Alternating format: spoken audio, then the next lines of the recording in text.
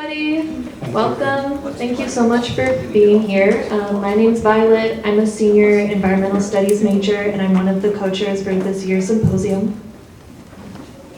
Hi, and I'm Joaquin. Thank you for bearing with us and waiting a few extra minutes. We were dealing with some technical stuff, as you typically do. So thank you for bearing with us, and we're excited for this great event. Violet's going to start by introducing the concept of tonight. Unlike usual panel presentations, this group of experts have met before. They've worked through 6 hours of structured engagement with each other. The first session was in April, and the most recent one was earlier this month. They've showed a continuous commitment to the symposium, their topics in livestock, agriculture, and animal welfare, and each other. We have been lucky enough as an ENVX committee to experience productive engagement across difference with this working group. Along with the livestock group, we've also had 2 other groups, cropland, agriculture, and forestry, which were Tuesday and Wednesday night. Yes, so we've had a great week of events so far. I recognize a lot of familiar faces, so thanks y'all for keeping the train rolling and continuing to show up, so we appreciate it. On Monday, we started out with some engagement training for people. Rather than just having people tell you how to engage, we got into some breakout groups and got to work with engagement organizations around Portland towards some engagement across different. So that was a great thing. On Tuesday, the same format as this panel, but the forestry version, with people talking about fire, climate risk, and fire safety and whatnot, spoke, and that was another great conversation. And last night, we had the cropland agriculture group come together to talk about neonics, a pesticide that is harmful to bees, and all the different implications that it has in their respective fields. So we appreciate you being here, and Jessica's going to get around to introducing this awesome panel that we have tonight. Can we give them a round of applause before we even hear from them?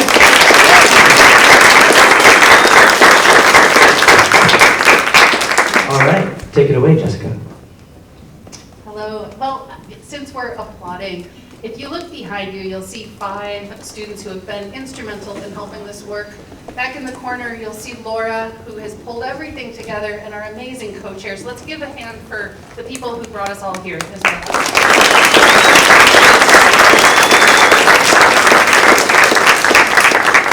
And of course, Jim, who's been the faculty mentor, who's probably solving problems. Thank you, Jim. It has truly been my pleasure to engage in these 6 hours of conversations with this phenomenal panel, and I am just delighted to be here with all of you tonight. My name is Jessica Kleiss. I'm one of the faculty members in environmental studies. I'm a climate scientist, so I am not an animal specialist, and I have learned so much from this group. And I would like to hand it over to my panelists as quickly as I can and let you guys have as much spotlight as I can give you. So let's just go down the line, and if you could introduce yourself and what your position is, and if you could also tell us a story related to your connection with animals. Yeah. And go ahead and use the microphone, and you have to kind of really speak into it. Okay, so correct me if I need to be louder. My name is Emily Badalega. I'm with a company called Versova. Versova is structured like a cooperative, but we're one of the largest chicken farms in the country, where we have chickens that lay eggs for either shell egg production or liquid egg production. I say it's structured, it is a co-op, we just made that change official, but the farm that I grew up on, worked on, is Willamette Egg Farms here in Oregon. And so that is where I office out of. We also have farms in Washington, Idaho, Utah, Colorado, Iowa, and Ohio. So we are all across the country. And so really the cooperative management is so that the small farmers could come together to compete on a larger scale without going to industry consolidation. Yes, you'll see some really fun pictures also on the screen. And connection with animals. I mean, obviously you see me in the chicken barns. There's just such a rewarding feeling about being in this line of work. I love the chickens. I love what they do for us. I respect them. I never mentioned, my position is Director of Sustainability for all of our Versova farms. My job is to ensure that we are being sustainable and that we can continue in business for years to come. I focus on our care of our people, our planet, and our poultry. So all three of those categories fall within my scope. So I'm a very busy person. But yeah, I think one of my stories that relates to this panel is when I first started, I was really skeptical of a large factory farm and walking into a barn my first time in Canby, Oregon. And so I showed up on day one. I don't speak great Spanish, but I was with Spanish-speaking employees, and I was nervous. I walked into the barns, and the employee's telling me about what he does, how we care for the birds, and he picks up one of the hens, starts to pet it, and proceeds walking the entire tour, just carrying this hen and petting her the whole time. And that right there is why I love what I do. Those people are not a one-off. Those are the people that work for our company. The care of our livestock was second to none for me. We have a lot of cage-free operations, and that's where our company is going. But that's a little bit about me and my story to lead us into tonight. Great. Thank you so much, Emily. Hi everyone, thank you for inviting me, glad to be here. I'm Hira Jalil, I'm a visiting assistant professor at the Center for Animal Law Studies at the law school. I teach industrial animal agriculture law, I lead something called the Farmed Animal Protection Project, and I also teach aquatic animal law. And I need some notes so I don't forget something important. I'm here with a really simple premise, and my premise is that animals are sentient beings and that the public cares about their treatment. According to some recent national polls, around 88% of Americans want higher welfare products, and 60% report willingness to pay more for such products. So given this reality, baseline enforceable standards outlawing the most extreme kinds of confinement, like California's Prop 12, which is what we're going to be talking about a little bit today, I think are a legitimate way to make those concerns real. I believe industry and animal advocates can find common ground in supporting laws like Prop 12, or at least agreeing that some of the worst, most egregious forms of farming practices should be outlawed. And my personal story in relation to animals is that growing up, I've actually grown up with ducks, chickens, goats. Those were actually my first companion animals. And then it wasn't until I was in college, in law school actually, where I got my first dog, Peanut, which changed the trajectory of my life, got me interested in animal law.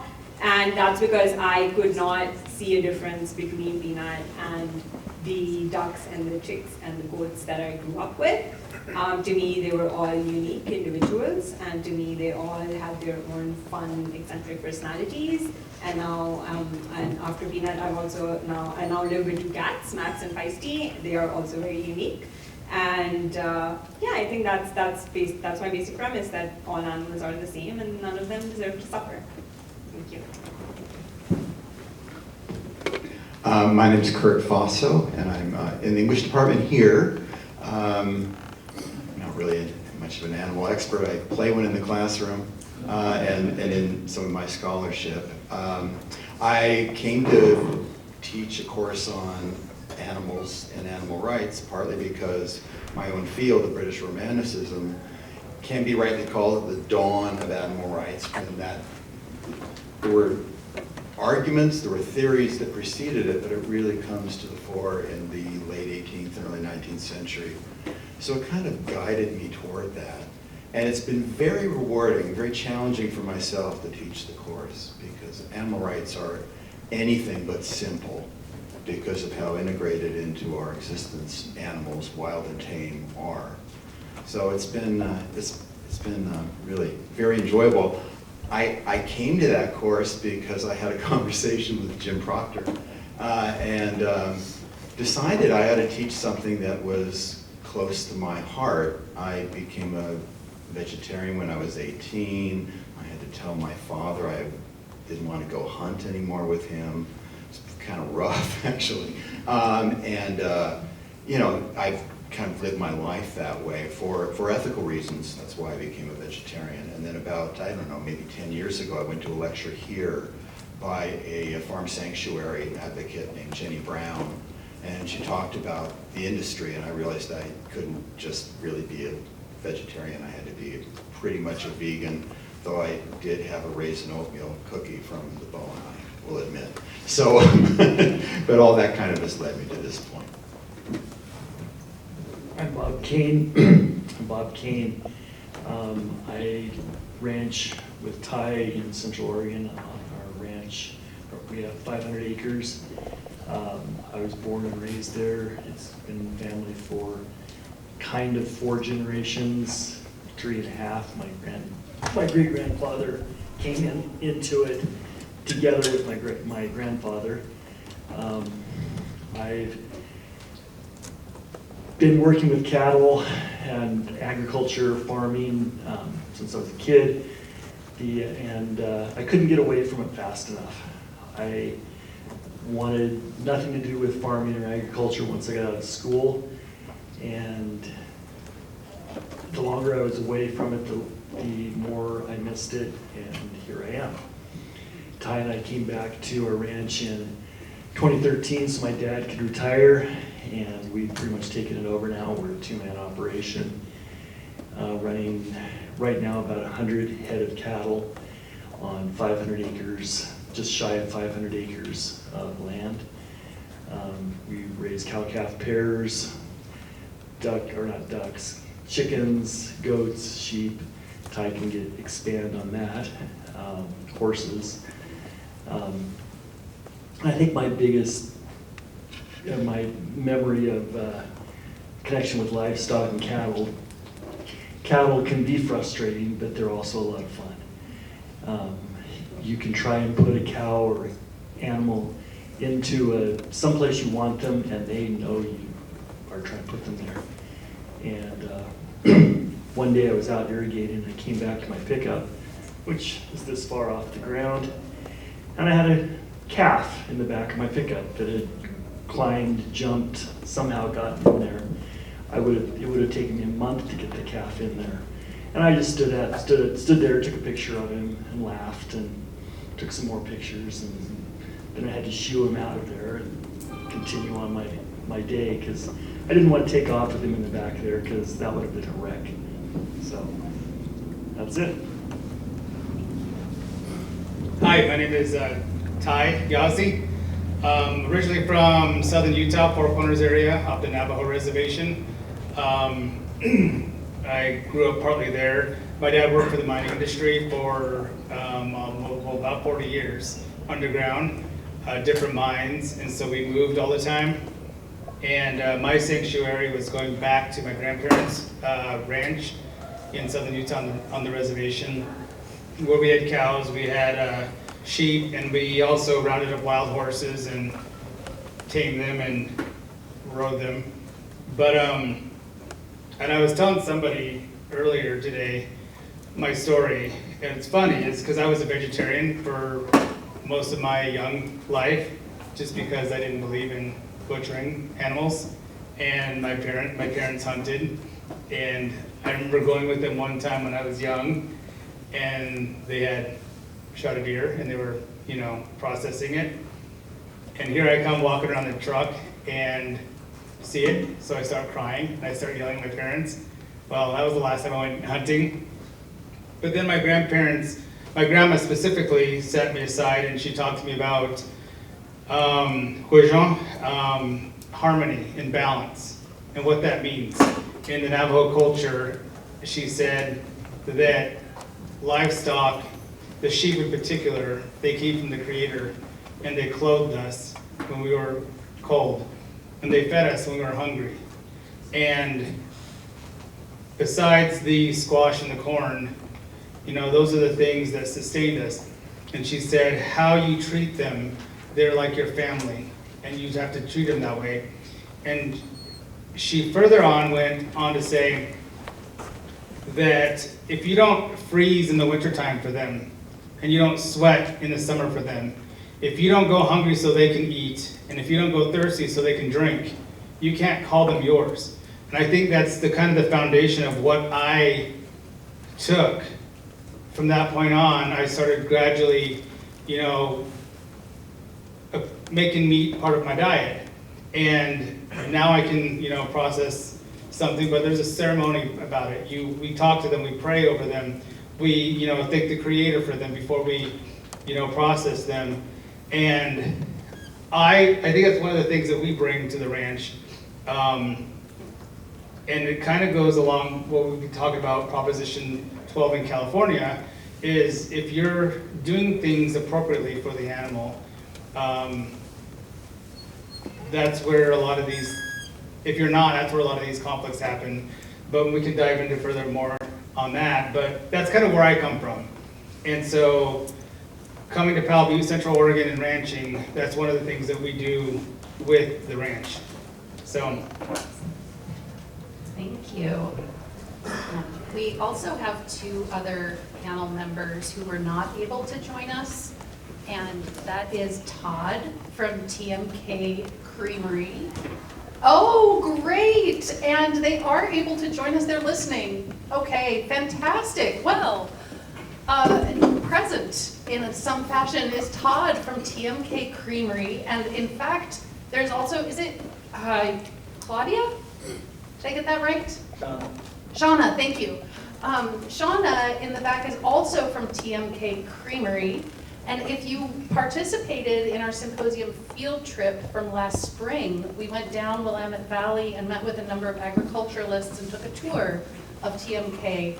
And so there will be a small announcement about that later. And also on Zoom is Johanna from Perfect Balance, another ranching operation and a feedlot, who is also part of our conversations.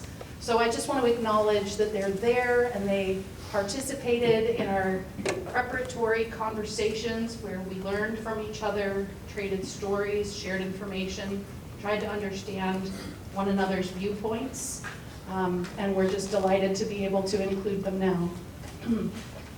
Great. So, in environmental studies, as many of you know if you come to our events on Tuesday or Wednesday, or if you're an environmental studies students, we often like to consider a challenging topic, such as the humane treatment of livestock, from a big picture perspective, something like a framing question.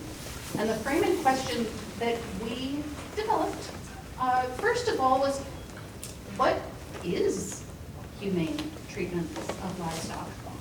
And how can animal activists and livestock operators work together? That's big. And we pondered that and we considered that. And then you can get so far with a big framing generic question like that, but to really get into some content like Ty had preluded to, we looked at California Proposition 12, and I think Kira as well. So what is California Proposition 12? It was a bill in 2018 in the state of California, and it passed by popular vote on the ballot. And it was implemented in 2022, and it mandates minimum crate sizes for breeding pigs, veal calves, and egg-laying birds, and to have a certain amount of square footage for their crates so that they could move, lie down, turn around, stretch. Importantly, the sale of veal, pork, and eggs in California, any products that had been produced in another state but were to be sold in California also had to meet these requirements. So that was an important aspect of Proposition 12. And so our focus question was, how can we assess if some policy such as this actually improves the welfare of animals? So in our rich conversations, this was a very dynamic group. You can see that we have a lot of difference between our panelists. And when we talked about what we wanted to do in our panel, I heard the suggestion to ask, what would be a question you wish another panelist would ask you? What do you wish someone who's not you knew about you? Right? What is it? What would you like someone else to know? Which might be a way in which you feel you may have been misunderstood in the past.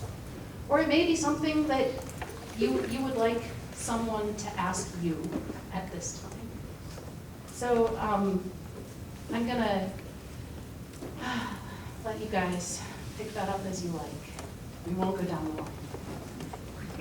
Is there anyone who has, what would be a question that you wish someone on this panel would ask you, or what do you wish someone knew about you?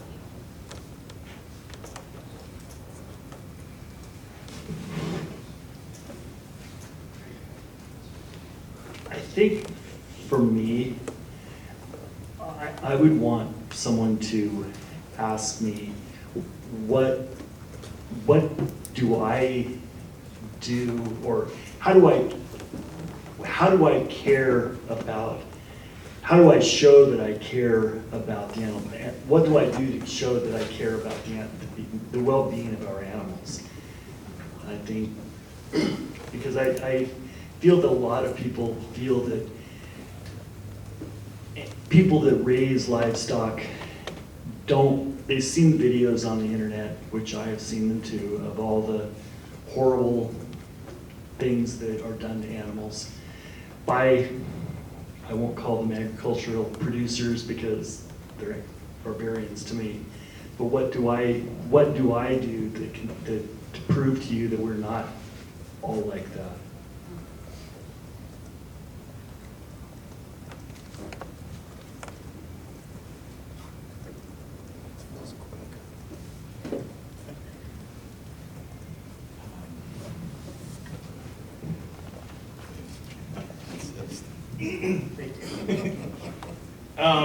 I think for me, it'd be more of asking me a question, more having a conversation or a dialogue about, again, I mentioned cohesion, harmony. So it's one of those conversations of where's the balance? What's the harmony? What's the give and take on both sides of, this? Because it is, there's, and you get that with religion or politics and everything else, there's one side versus another. And I firmly believe that if you were to come to me and ask me a question of where's the balance, then you or both parties come to the conversation not necessarily with their guard up, but more open to receive, on both sides, receive questions and dialogues and answers to a conversation that needs to be had, and that we can find compromise and mutual agreements on, because nobody goes into agriculture and says that we're going to abuse our animals, or we want this for our animals, or we're going to only feed them this much, and we do this because of the love of what we do. And that's generally most of the ranchers and farmers the same way. Because we are here for this planet. We are here to take care of our planet, so it takes care of us for many generations beyond that. So I guess that would be my question if somebody would ask me is, where's the balance?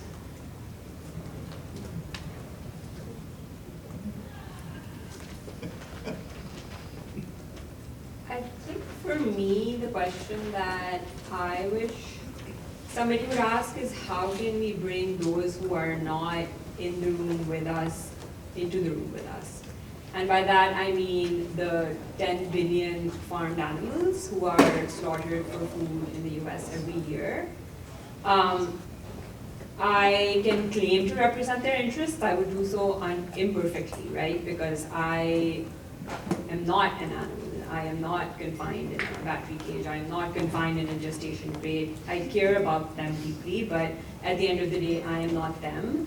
And I think those voices are missing from even this conversation, or just any conversation about them. And I wish that, that's something that, if not a question posed to me specifically, but a question that we could contemplate or think about a little bit. How do we make sure that those 10 billion voices are also heard in our discourse around humane treatment or animal welfare?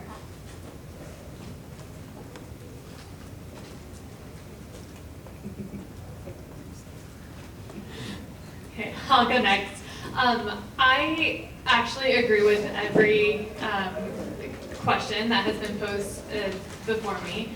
I feel really misunderstood at times as a livestock producer, and I was talking to my coworkers in preparation for tonight's event, and I was telling them how excited I was to share my story and continue the conversations that we've had. And I told my coworkers, I said, how can I show people that we deeply care for our animals? I struggle with how to really not convince you, but just show you and then let you choose for yourself. You may have seen videos that are just terrible. And I don't know how to communicate to the greater public of really the care that goes into our operations and what we see. And I actually also agree that the voice of the chickens, I wish you all could see that as well, because I work with them every day. And I can tell you what a stressed out chicken looks like, and I can tell you what a happy hen looks like. And I truly do believe that it's not the tools, it's not the housing style that we put them in, it's the care that us as humans have towards our poultry. I have seen battery cages where the birds are the happiest I've ever seen. I do not believe that is the end all be all. I'm not advocating for that structure, but I have seen genuinely happy birds, but I've seen cage-free environments where the birds are not happy. It's such a balance, and I want to communicate that in a way to feel more understood. Yeah, I don't have a great question. I was, hoping one would come. I suppose I'm always interested when anyone wants to know why I think, king of the world, why I think they should be a vegetarian or a vegan. And I'm always interested in sort of being asked about my own story, because it's very, very personal. I mean, it wasn't just because I looked at the facts and figures, the 260,000 chickens that die every second. It wasn't that, it was actually just my own experiences killing animals, hunting them and killing them, that triggered it for me, though over the years, for environmental and ethical and other reasons, it certainly has sustained me. But I suppose those are the questions I like to be asked. Yeah, and then that I still ruminate over myself. Thank you. Well, I think I want to get into our focus question, which is really how can we assess what steps we, and by we, I mean a very comprehensive we, I mean human society, can we take that affect the welfare of livestock animals? We looked in depth at one policy, and so one could generalize from there. Policies and rules. That might change the way in which animals experience well-being in our livestock system. What are other things, or is that the best thing? What are the tools that we, broadly speaking, have that we can that make a difference to how animals are treated in a livestock system? And I suppose in particular, how does policy fit among many other pressures that livestock operators might consider?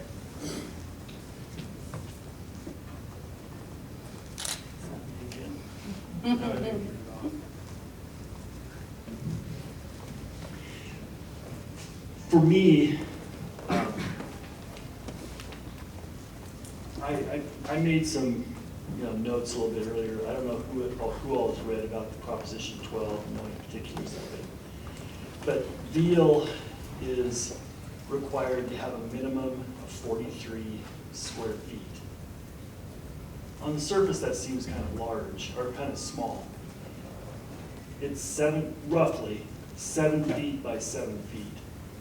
And for me, I'm looking at that, and I'm kind of appalled.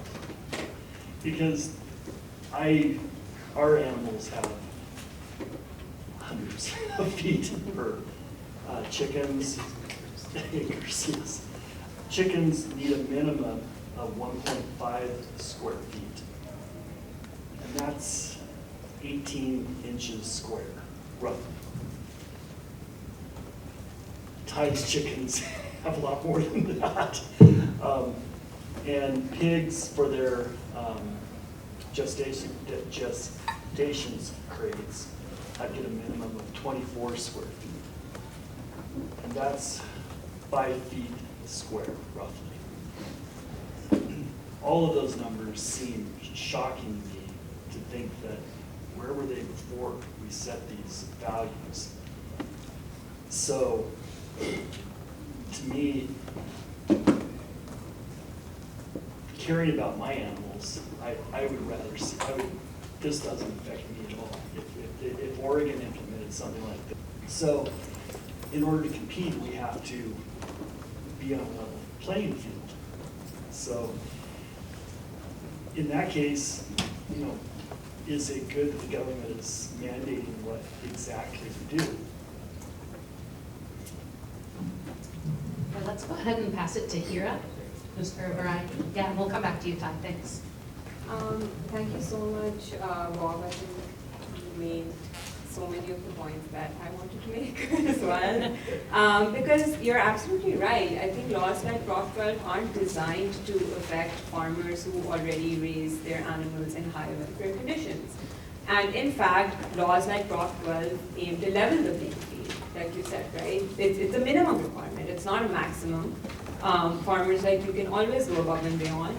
But those who have been, you know, who are being subsidized, who are these mega industrial farms that are raising so many hens in one battery cage. By the way, one hen would have like this much space to stand in a battery cage, right? So we're not talking about acres and acres of space. Those are not the numbers we're experimenting with. We're experimenting with something like this to the size of a bathrobe, a bath towel, not a bathrobe, a bath towel.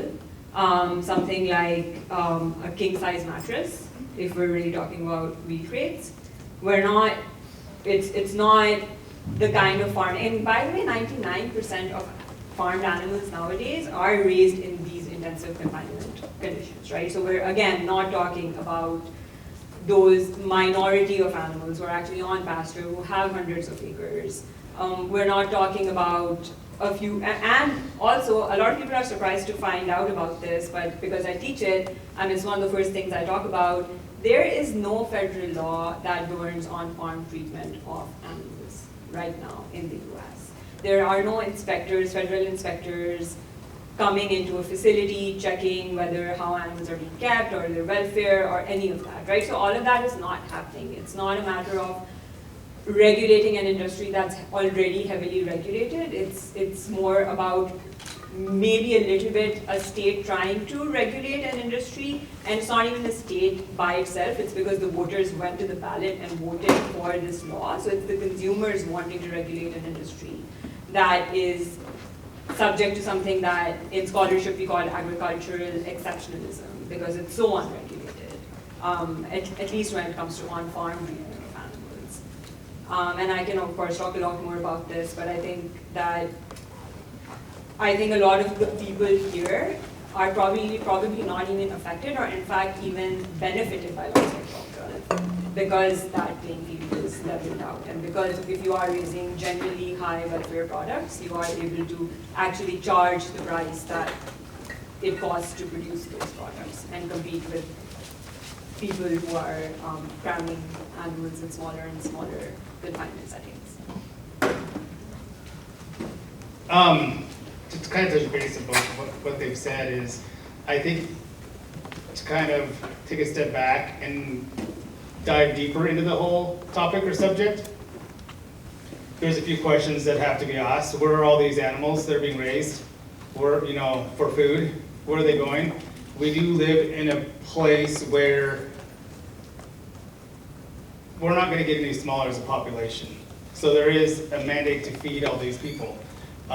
Restaurants, fast food industries, that's just touching base within America. And then you have other places where there are famine, and we're trying to send food that way. So I guess the bigger question is, how do we do this humanely? A lot of what Proposition 12 touches base on is a lot of those mass producers to send product, or food, I should say, to these areas.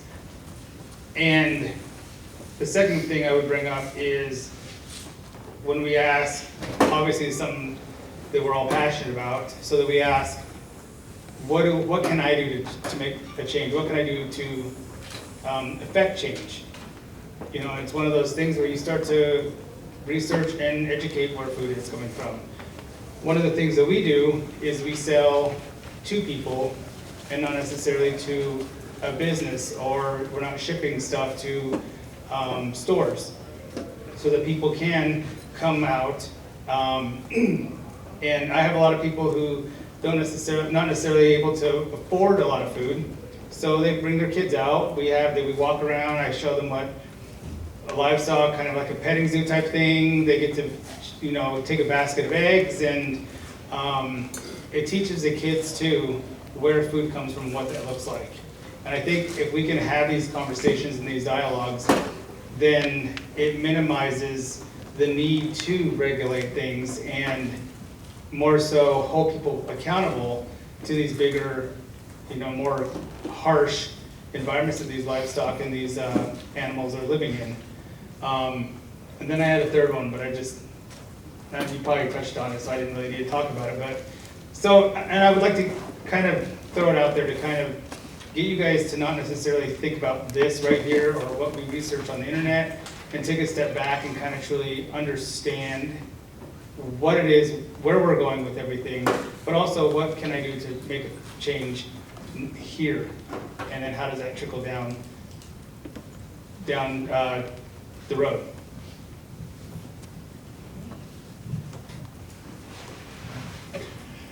One thing that I've come to understand better by being in this group is that there really is a problem of scale, and trying to work humane treatment into the scale of the industry as it is now, because it has to feed increasingly, global demand. Lots of U.S. demand. Obviously it's subsidized to keep the cost low, actually. But to try to, we're talking about kind of super farms, if you call them farms. These places where these animals are raised and slaughtered, and the environmental impacts, the crummy equation of protein that goes in to produce the meat versus the meat itself. And there are just all kinds of reasons actually to really question our reliance on a meat diet at all. I am evidence just sitting here. I think I'll make it through the whole event, and I'm still alive, not having eaten meat since I was 18. You don't have to eat meat, for one thing. But to try to find humane treatment, I think we would have to reduce demand so that we can scale down some of these operations so that the animals can have, and this just comes from a utilitarian perspective, not a Kantian one, that they would have more humane conditions. More humane, I think still fundamentally inhumane, but more humane. You saved me for last. Okay, so I will speak on behalf of the mass producers, so to speak.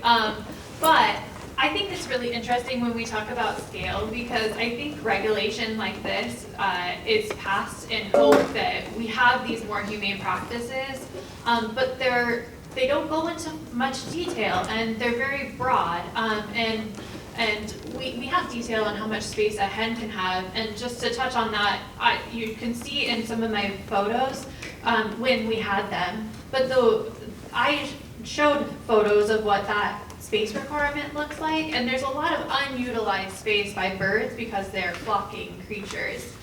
So when you think of it, it's a little different than it sounds when you paint that picture in your head. To address the point of the government audits for humane treatment, that is true. However, our farm has gone through 150 audits this past year for animal welfare and food safety, our farm compliance programs. They're not government audits, and I would argue that I don't know if we want a government audit because it's going to be taxpayer dollars, and we do this already, and we enlist into systems where we're paying to have someone audit us and to give us that seal of approval, and that goes on our egg carton. And if we want to sell at a store like Walmart, they are requiring certain humane practices that go on in order to even get our foot and our product into that store. And like Walmart is a very basic example, but all stores have something different. Costco, any big, well, any retailer at all has their own standard of what they want a producer to have. So there are other ways of approaching animal welfare. When we talk about scale, I did want to touch on something from personal involvement here, but Willamette Egg Farms for years had been family owned and just in Oregon, but we then had to, so Oregon also has its own cage-free law that's not connected to Prop 12, but we follow California's lead on that one. Well, when that happened, Willamette Egg Farms, we have Oregon and Washington, but we had to go from being family owned to selling, and at that point we were part of a corporation, a publicly traded corporation, because in order to convert to cage-free environments, it costs $80 per hen. And farms, I mean, those scales, and I know that this is not gonna, a lot of people don't like to hear numbers, but a small farm on a large scale to feed the United States would be 1 million birds. That's on the small side. And then $80 per bird to put that in. So a family farm cannot afford that. So we are seeing so much industry consolidation, which based on the conversations and listening to this panel, that is not what I think people want to see with humane treatment of livestock. They prefer it to be smaller producers who have that care that they're putting into those operations. But instead, going into these cage-free laws meant that we're consolidating and we're getting larger and larger and larger. So, I mean, we are here now. If we take away the cage-free laws, we're just gonna allow this sale of caged eggs into Oregon and we will go under again. You know, we're gonna have to be sold to someone else because we can't afford to not sell product in Oregon. We would have to raise our eggs couldn't go anywhere at that point. So I think I've touched on a lot of things that we've talked about. Oh, that's fantastic, and I am really missing our other two panelists. We've been in conversation with them, and this is really interesting because I can see their mute faces there. Yeah, I don't think so. But one of the things that this panel said that you wanted to do, which I wasn't sure I'd take advantage of, but you said the stories that we shared in our conversations were so powerful. What if we tried to share someone else's story? Now, I wasn't planning on doing that because that felt really risky, but I wonder if we collectively could try to share Todd or Johanna's stories, and they're right here. And because I really feel in particular, Todd raised the specter of the consumer. And I feel like he made some really profound points during our conversations that I want to try to bring into this conversation. Who's up for it? You want to take a go, Kurt?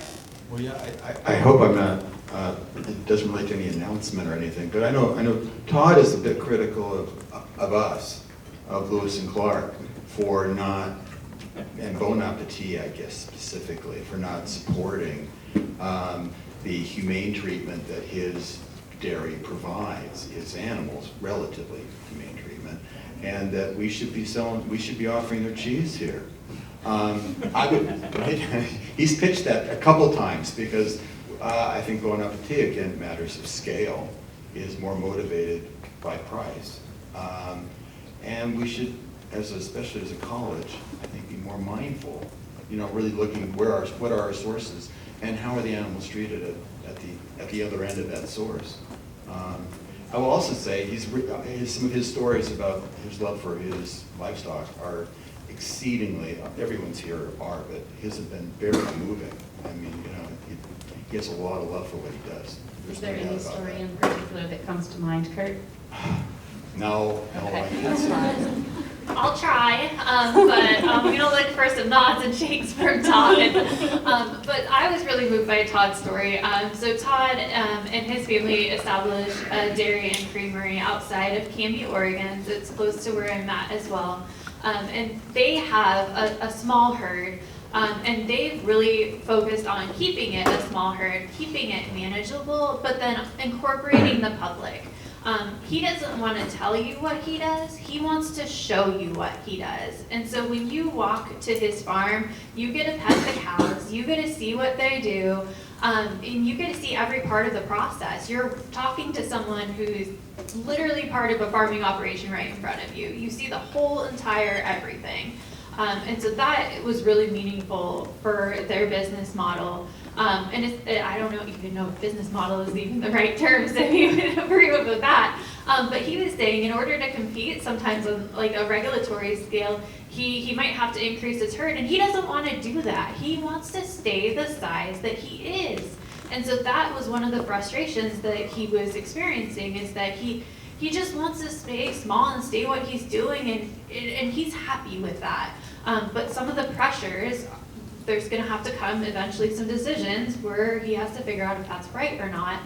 And then the other story that Todd told was of, even though you have dairy cattle for production, for milk, he's kept some dairy cattle on farm as pets and companions for years, and they're not making him any money, and they're losing him money because they're eating the feed and grain, but they're part of his family, and that is the kind of livestock producer that he is, and his family and his company, is because they truly do care, and it's more than the dollars at the end of the day. And we joked at one of our sessions that none of us are in this to get rich. Like, I'm not gonna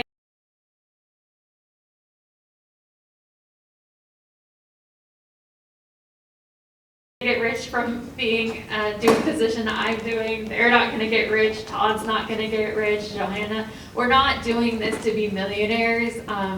We love what we do. Yes, Todd? He said yeah. Okay. I got some thumbs up. Thank you. I Yeah, think go I'm gonna ahead, try Todd. Johanna, and I'll Yes. probably, I wish I could call you and put you on speaker and you could talk. But one of the, touching base on the third thing I was gonna talk about too is referring to size. So when we lease, I guess from Forest Service to put cows on, there's what's called, or BLM, there's what's called the what's the word? Animal unit measure, and that, AUM, thank you. And that tells us, how many head can live on an acre or 40 acres. And on the high desert, it's probably gonna be 2 cows per 40 acres. So we're only allowed to run 2 cows per 40 acres. So if we have 80 acres, then we're only allowed to run 4 cows. And so there's a regulation in that aspect. So we're already regulating, especially as a rancher. There is really such a thing as overgrazing. If you guys remember or have ever read about the Great Depression and what that did, overgrazing had a lot to do with it. But when it comes down to, and Johanna, she does a lot of like feeder stuff to process, and I'm not exactly sure where you send your, if you sell, what consumers you sell to, maybe Walmart or. Oh, okay, never mind, just kidding. I was waiting for you to respond. But anyway,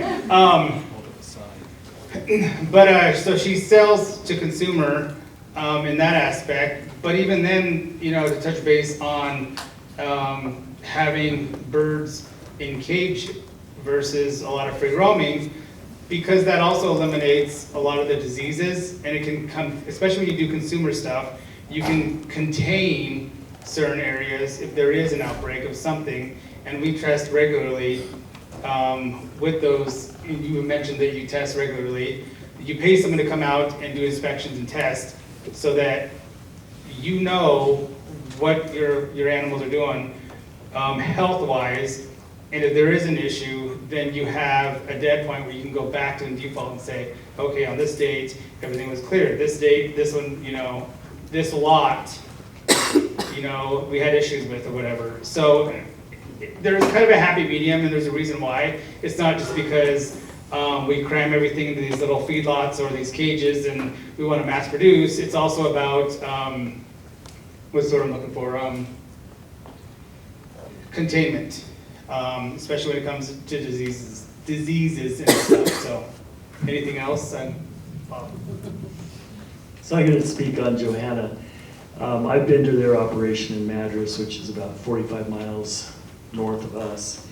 They have a feedlot, and Johanna has told me, and groups that have come out, that she's up at sunrise on her horse, riding through these pens where they've got several hundred, maybe up to 1,000 calves that they're feeding out and checking for sick ones. And she locates a sick one, she will, she and her husband will bring it up, and if it needs antibiotics, they will doctor it to whatever extent that is needed. And I have never seen anybody handle livestock the way Johanna and her husband do. Ty and I are gentle with our cattle. Johanna and her husband take it to a whole new level. Those cows, those cows almost want to come in to the chute where they can be taken care of. They act like they know that they're going to feel better after they're have the vet work done to them. They're working, they're typical farmers, ranchers. They're up at daylight, going to bed at night, and probably eating dinner about 8:30, 9 o'clock, and fall into bed shortly after. They started their operation, their nonprofit, not New Balance. Perfect Balance. Several years ago, and that's how I found out about them, because we were working with Lewis and Clark, and I saw their advertisements alongside the roads in Madras. Got Johanna involved, and she has been very, very helpful working with Lewis and Clark. She's been to our ranch, I've been to her ranch, and she wants to spread education. She believes in education. And they have a great nutrition program as well. They take a lot of gleaned food that cattle can eat, not human food, but stuff that otherwise possibly end up in landfills or wasted. And they are able to put that together into a nutrition program for their cattle. And it's all scientifically formulated with what they've got. Maybe one day it's beets, carrots, whatever they can come up with that's provided them at little to no cost. They are able to put it together into nutritional feed for their cattle, and they look great. Thank you. So I think in terms of animal welfare, I'm hearing two levels of approach. One is, what drives a livestock operator to make the choices that they make? Do they have to follow rules or policies? Are they responding to economic pressures, what the consumer is willing to pay for? Are they inherently interested in their animals, and they love their animals and they're trying to take care of their animals to the best they can? Are they following their heritage from a 6th generation operation or whatever it is? Like, there's the level of influences on the operator. And then I've also heard this level of, how do we know when animals are well? How can we identify a happy hen or a sick hen? How do we know how much space is enough space? And if we have these rules, these policies like Prop 12 that was for a specific amount of space, did that make the animals have a better welfare? Did that improve their state of being? Did it have unintended consequences or intended consequences? So I feel that those are kind of the two levels I've been picking up from this conversation. I'm going to open it up for audience questions in a couple minutes, but are there pieces, especially when I look at that, of how operators make their choices under what pressures and influences, and when do we know when we're doing well and those animals are in good hands and feeling good or not? Is there any other holes you might want to fill? Yeah. Yeah, this is actually, I think, this links back to the question that I said I wish someone would ask me, which is how do we bring the animals into the room? And I think, so one thing that maybe we've been able to determine from our panel today is that my definition of a happy hen would look very different from Emily's definition, would look very different from Ty's definition, right? So there's an organization called the Welfare Footprint Institute, and it's just a team of scientists, and they're studying this exact question of what does good welfare look like. And because ultimately it's a matter of science, right? It's not a matter of opinion. And kind of quoting from their website, their research has shown that cage-free settings are clearly superior to conventional battery cages and even enriched cages. And the way they determine superiority is that they rank the amount of pain a hen experiences over her lifetime. And they rate those pain levels on 4 levels, right? So it's annoying pain, which is just like inconvenient, hurtful pain, which is when the pain starts becoming a little unbearable, disabling pain, which I'm sure is self-explanatory, and excruciating pain, right? Which is pain that you and I would not be able to withstand. And their research has found that overall, an average of at least 275 hours of disabling pain, 2,000 hours of hurtful pain, and 4,600 hours of annoying pain are prevented for each hen kept in a cage-free environment as opposed to a cage during her laying life. And those lifespans are not our lifespans. Those are not really long lifespans, right? So even empirically, this is, and there's lots of, this is just the most recent example, this is the latest research, but this research has kind of gone back years, and the question scientifically is pretty well settled that battery cages are really bad for the hens themselves, right? And it's not a matter of as much of me thinking something, but just a question that can empirically be studied. Another point that I wanted to make was that industry consolidation is definitely a big issue, is a big issue. I'm so glad you brought that up. But industry consolidation didn't start in 2022 when Prop 12 came into effect, right? Industry consolidation in the animal agriculture sector has been going on since the 1930s, since post-World War II. And causes of that are various, and they include things like the Farm Bill, subsidies for grain, and that's a completely different topic of conversation. But certain industries, so beef, for example, and dairy, they're not as consolidated right now. But poultry was the first to consolidate. Pork is very consolidated, right? And so when we say consolidated, we mean that animals in these industries are more likely to be found in those really intensive confinement settings like battery cages, gestation crates, farrowing crates, etc., because growers are put under a lot of pressure and are forced to oftentimes enter into really unfavorable contracts with integrators, which are big companies like Tyson, etc., Smithfield.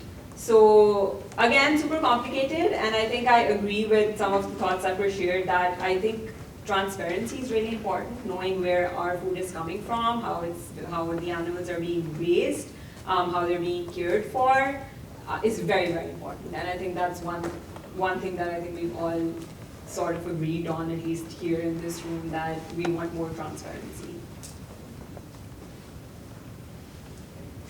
Any other holes to fill in before I turn it over to the audience? Go ahead.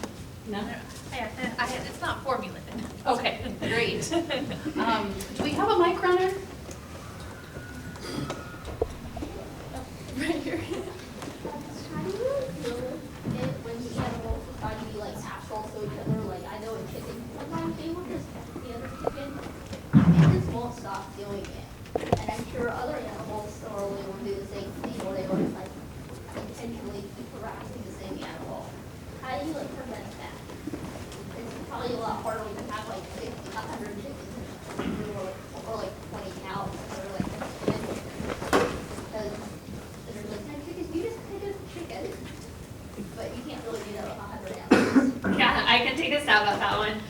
So that's actually one of the learning curves, and I would say that we're almost over this curve, but one of the initial learning curves for going to a cage-free style production is that chickens establish a pecking order. So when you have them in a battery cage would hold 5 to 10 hens, and that is a range in which they can establish a pecking order that never changes. And so that space allowance is times 5 to 10. And so the battery cage system allowed for less aggression. When you open birds up into a cage-free environment, when you have this entire room full of chickens, they're never able to establish a pecking order, and it constantly rotates every single day when they wake up in the morning. And so that was one of the biggest learning curves that we had to have, is we had aggressive chickens feeding up on submissive chickens. And so we had to learn how to manage that, because that was a different behavior that were not used to seeing. And so we saw increased mortality in a cage-free environment compared to a battery cage system. There are less variables when you keep them contained smaller, like you had mentioned earlier. That is one of the reasons that we have done that. Again, I'm not advocating for necessarily battery cages. I have my own personal opinions about the magic wand for the poultry industry, but that is a producer's answer to your question. And I think too, always having eyes on them and continually going through them, because you'll see that, especially with chickens, if they see blood, they're all going to start picking on it. They're very, very carnivorous, that word, yeah. And then when you have the meat poultry, where the Cornish cross, where they get big, they tend to smother each other, so you have to go in at night and then just kind of go through them. And even in an open area where they have, say the size of, I have like maybe 5 in the size of this whole platform, they're still going to find each other and smother each other. So you kind of have to go in at night and then kind of separate them and make sure that they're not piled on top of each other. So it's basically just a hands-on approach, just having eyes on your livestock. It seems to me that in a way the chicken, as much as we've designed the chicken for industrial farming, industrial animal raising, there's a certain way in which chickens are maladapted to it because of the pecking order, because what optimal species functioning is for a chicken, right? Being able to establish that pecking order. So you either have to then put them in battery cages, which strikes me as inherently cruel, or you have to put them in cage-free environments where indeed they're pecking at each other because they cannot establish a pecking order because there's too many chickens. So again, it becomes a matter of scale. That little chicken coop in the back of some farmer's house with that small group of chickens could sort itself out. I mean, I don't know how ethical even that is by my standards, but at least the chickens can sort themselves out. If you're going to have cage-free, you may still have to engage in things like debeaking, because they're going to literally be pecking at each other to try to establish the order. I think it's inherently problematic, especially when you get above optimal species functioning numbers. For me, everybody's talked about chickens. Cows have a pecking order too. They're not out there necessarily pecking them or biting each other, but it's a dominance thing. You put a herd, or not a herd, but a group of bulls together in a pen. The stronger, more aggressive bulls will start sometimes, ideally not, and normally it doesn't, but something will trigger those bulls, get them my dad always called it heated up. And they would get heated up and they would find the weakest bull in the herd and they would start riding it. And they will, I mean, you go out there in the morning and when they've done this, and they're all sweaty and hot. And you've got one or two bulls that all the hair is rubbed off their back, they can hardly stand up, they're breathing hard, they're just sweating, and they look horrible. And it's, they've found that weakest link, and they're all ganging up on it. And cows will kind of do the same thing, but it's, in that case, they've got their pecking order, and they will ride each other too when they're coming in season. But you put a herd of cows out there, they know who the boss of that group is, and they will fight each other, chase each other off, kick. We have mostly cattle with no horns, and for that reason, because they will fight. And cows and bulls have horns in some varieties of beef cattle. We have red Angus that don't typically have horns, but we also have some Hereford which do. But they will gore each other, on occasion, dominate each other and fight. And we've bred that out of most of our cattle, so we have very little issue with that. So no matter what it is, there is a pecking order, and I think all animals have it to a degree. Hi, Emily. I have a question for you. I was looking at Versova. It's a big corporation with a lot of farms. And I saw Iowa Cage Free has 2.5 million hens. There were millions of hens. My question to you is this. There's been a big problem with avian flu. It has really damaged the industry a great deal. And I found an article in Iowa City Dispatch from May of this year talking about the payouts. And I saw several of your farms listed that got payouts, which means that they had avian flu, they found avian flu, and they had to depopulate, which means the entire population had to be killed. And I'm wondering, that's a big issue that's come up within the animal welfare movement, because whether it's ventilation shutdown or foam or cervical dislocation probably doesn't happen much. Each of those methods is inhumane, and I'm wondering what your industry or what your company would be willing to do to work with animal advocates to come up with humane methods of depopulation, because avian flu is not going away. There are going to be other, when you've got that many animals together, disease spreads. And to depopulate is a horrible thing for everybody. It costs the company a great deal of money. The chickens die badly, pigs in other realms. Would you folks be willing to work with us to try to develop humane methods of killing 100,000 animals in a building in a humane way?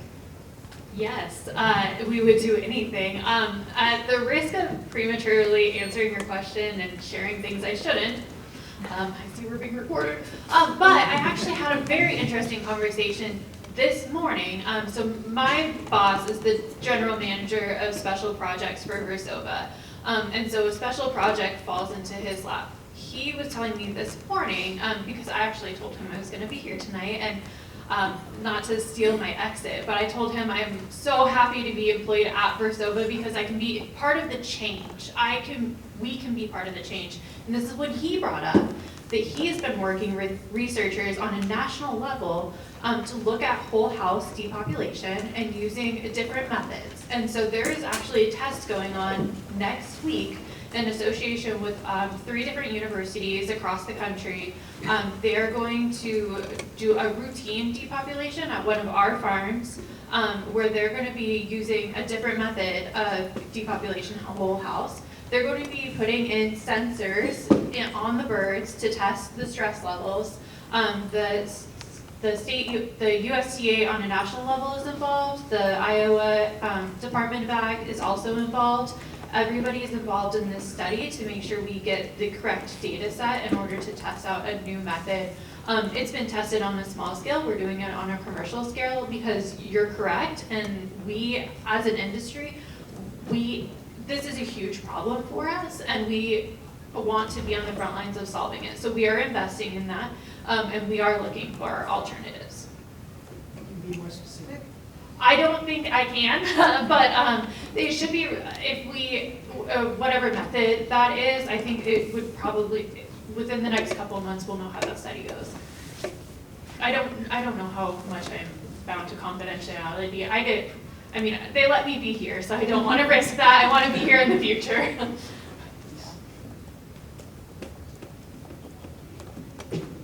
I see a question up here.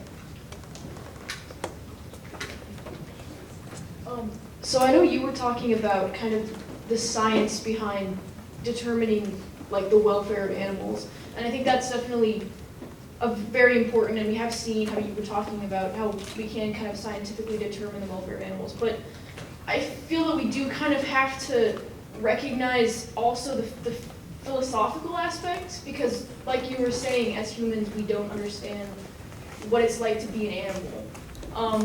But I'm just interested as to what you guys' opinions are on like how we reconcile both the scientific and the kind of philosophical thing that we can't explain with science, so that we can make sure that animals are having the best possible life that they can have.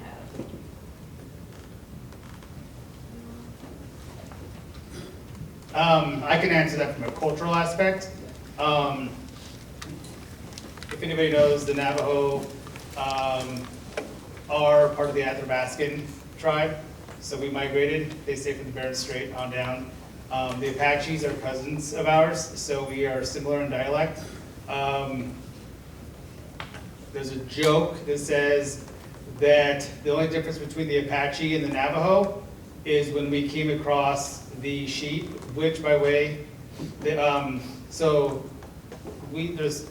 a breed of sheep called the Navajo Churro, which are domesticated, the first domesticated sheep in America by way of the Spaniards when they came across. And the Navajos and the Apache raided, stole them. The Apache ate them and kept going south, and the Navajo took them on and made it part of their culture.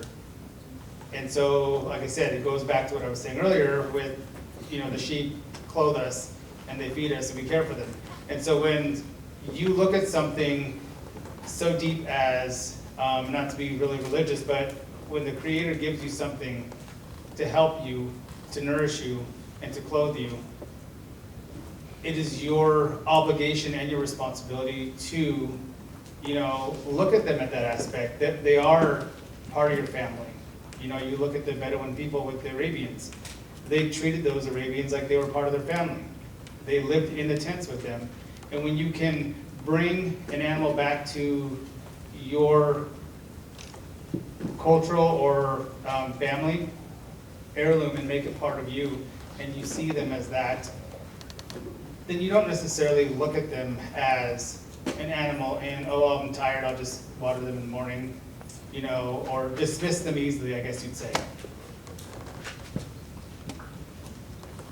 Yeah, and I think I have a couple of responses to that. I think the first response is right now, like I said earlier, it's imperfect, right? Unless we can understand animal language, which I'll get to in a minute, it's still going to be a little bit guess-based, and science, I think, is our best answer, because at least it's empirical, at least it's being studied in a controlled environment, at least, assuming, of course, that, because even with scientific studies, there could be industry interests sometimes, depends on who's funding the study, etc. But generally, we've, as a society, accepted that we like science. But then also, I think with some forms of, which is why this entire conversation, I focus so much on that extreme confinement. I didn't get to mutilations, but I think we touched upon them, like beak trimming, tail docking, castration without anesthesia, or analgesia, which are also really common practices in, again, mega farms, where 99% of all animals are farmed. And I think we don't need to even do a whole ton of scientific research to know that animals don't like that, right? If a sow is trapped in a gestation crate for months at a time, she's developing sores and lesions, she's unable to even stand up. I don't even think it's like, we're not projecting human emotions onto her by saying that she would not want to live like that, right? That's deteriorating her quality of life. And on the language issue, I think there is some research happening. I don't know if it's in the farmed animal context, I haven't heard of it, but definitely in the wild animal, especially like cetaceans, dolphins, whales, etc., where they're trying to translate whale sounds using AI into actual language and trying to understand what the whales are saying. And I think AI potentially, and I have mixed opinions about that, which I'm happy to get into after the session, but I think AI maybe opens some of those doors for us where if we're still unsure about what animals would want in a particular setting where it's genuinely ambiguous, like do they like this, do they not like this, then maybe AI could be used to solve some of those problems. It's also worth noting that science always works science is in our culture. And so those sorts of cultural attitudes, including our anthropocentrism, our desire to maintain our dominance as a species, often feeds into the science. I mean, I'm all for science, but science often reveals the prejudices of its past, right? And we if anything, I mean, has there been an animal that we've decided was less sentient than we thought?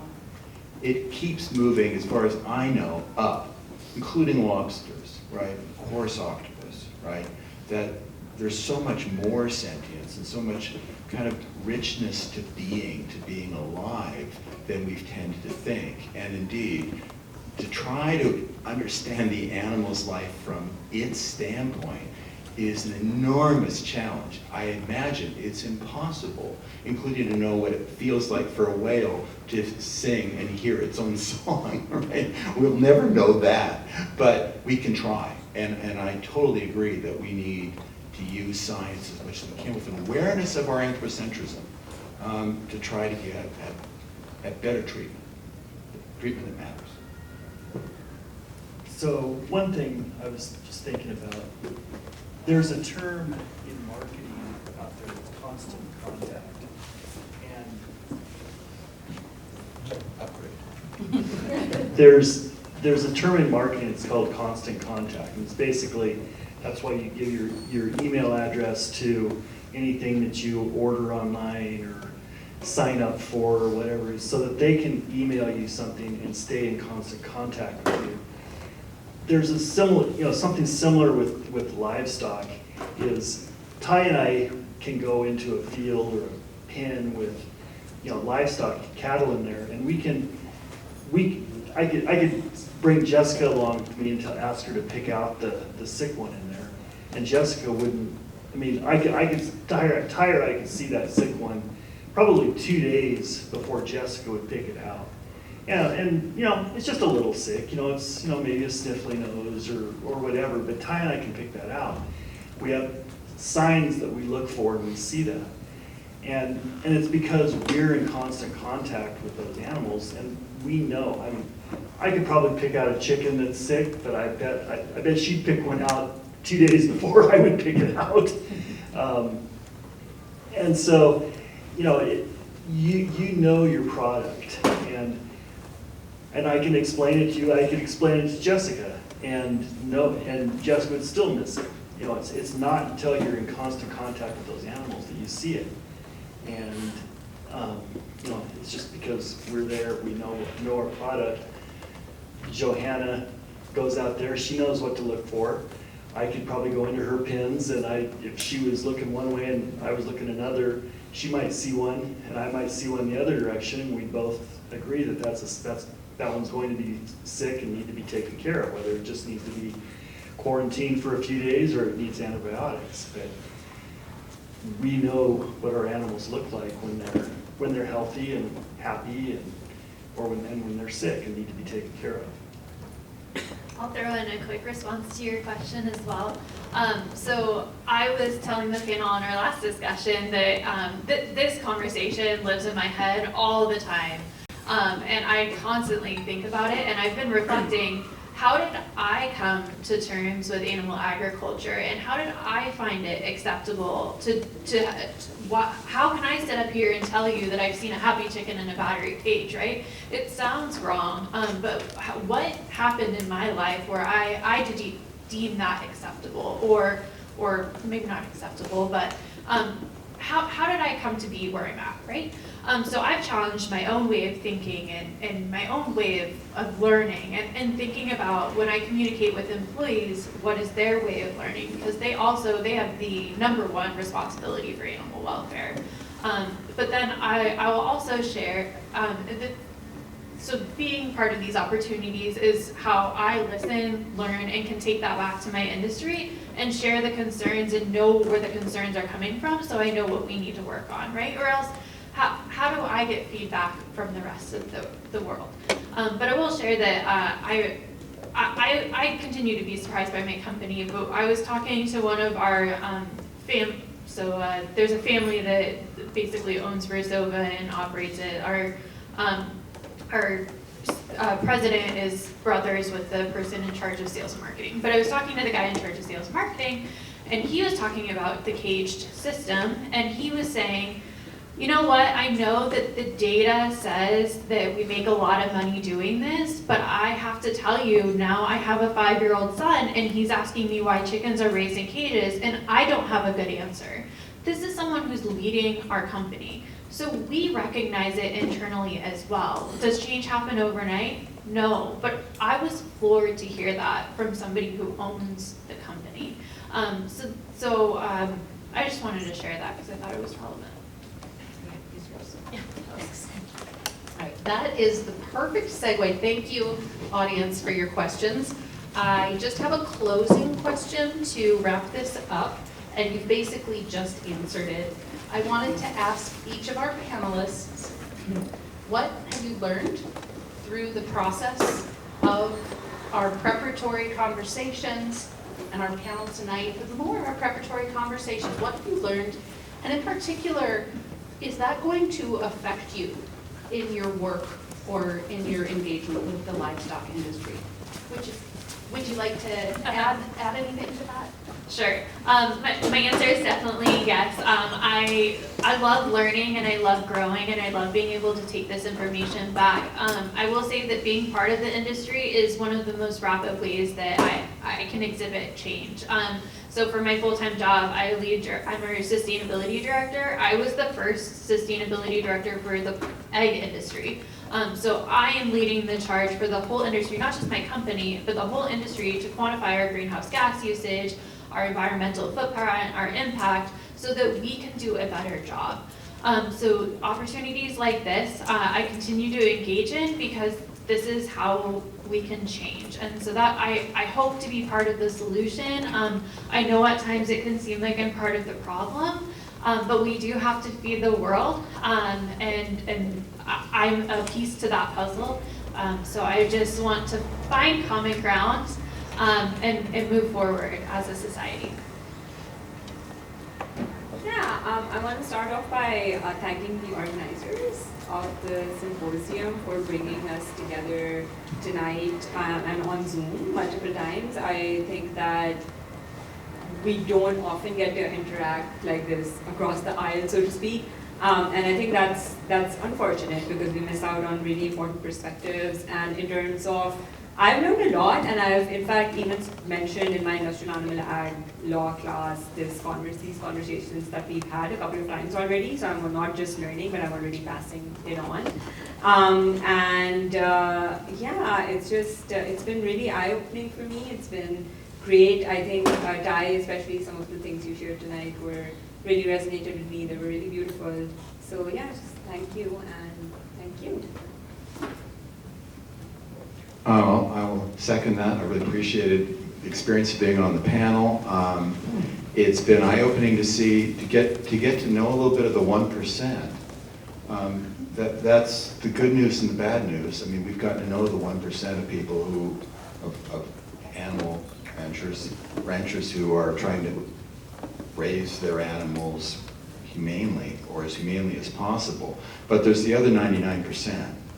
And I don't even know if we can legislate our way out of it. I think the answer is for the consumer not to ask to be fed with beef and chicken. And God, I mean, like I said, 260,000 chickens a second are dying so that people can have chicken on their plate. And I hope that vegetarianism and veganism will continue to grow and people realize that is the most responsible thing in terms of animal welfare. See, what? No animals, but no suffering. And for the planet. So, but here's to the 1%, and we're trying to do the right thing, but what do we do about the 99%? That is just a huge problem. It's destroying the Amazon. I mean, it's destroying the world. So the stakes are high on that one in terms of carbon emissions. So. Again, I'd like to thank everybody for being here. I really enjoyed speaking with everybody in the panel.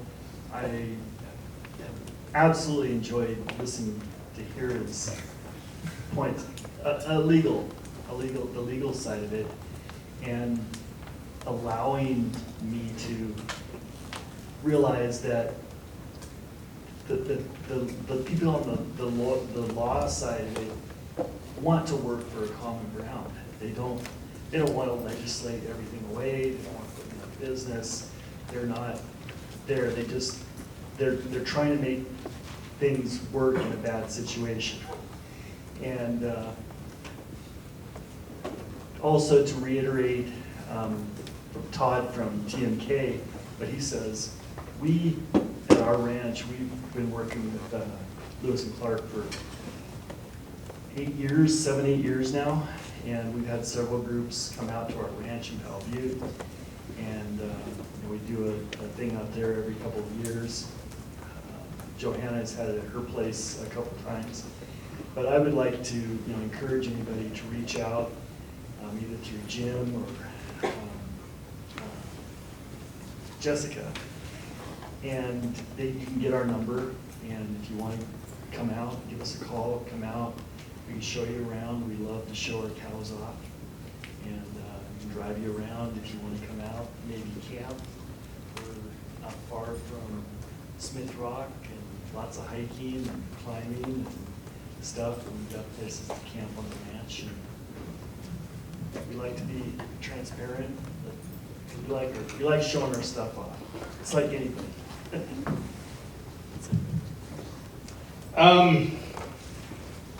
I think one of the things that I'm going to take from this is just the empowerment, the camaraderie, the ability to, again, I touched base on this when I first started, just finding the balance and asking questions and not necessarily coming to the table knowing everything, because I don't, but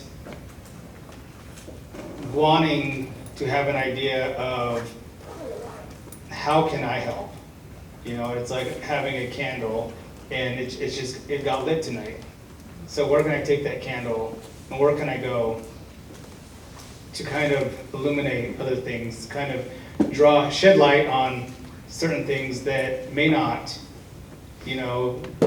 be exposed, or animals that may be looking for that help.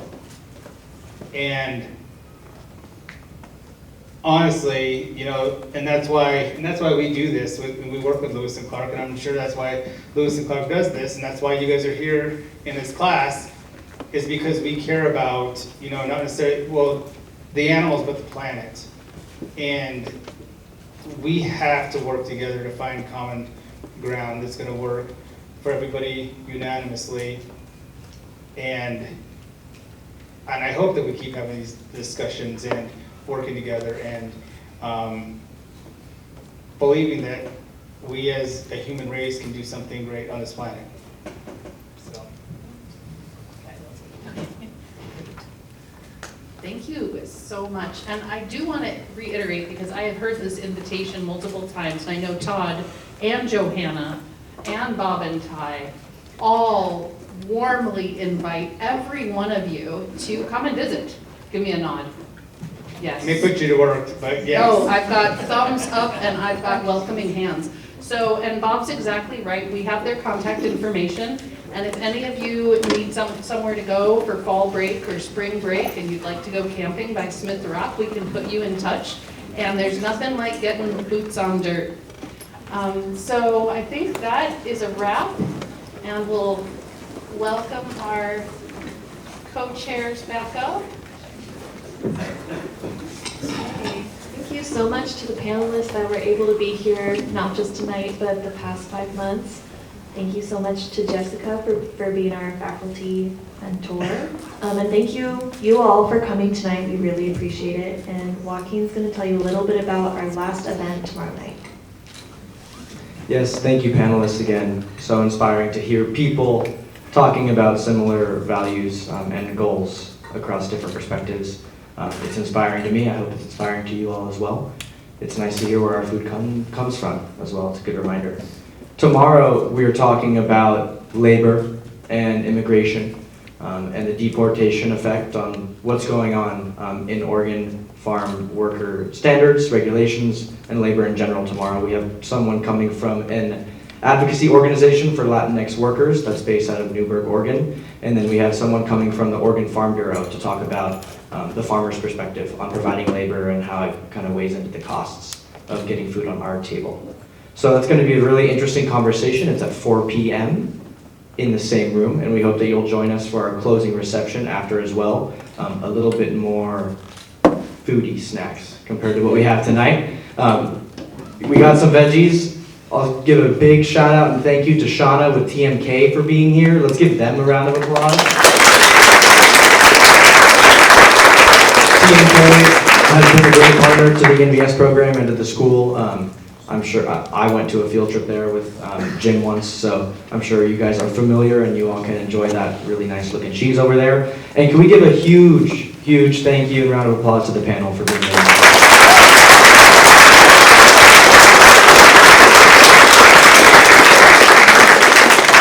You all did a hard thing by just talking and showing up, so we appreciate you doing that.